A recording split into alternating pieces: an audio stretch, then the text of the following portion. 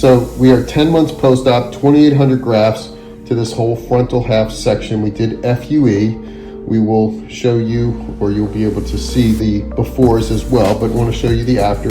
Very natural, looking at the hairline throughout. And then I want to show you the donor area as well. So this is the donor area in the back. And this is the FUE. So I'm trying to go really slow so you don't see any of the scarring, right? We did it, around the whole back and side. And again, we'll show you the befores. But here we go. This side as well.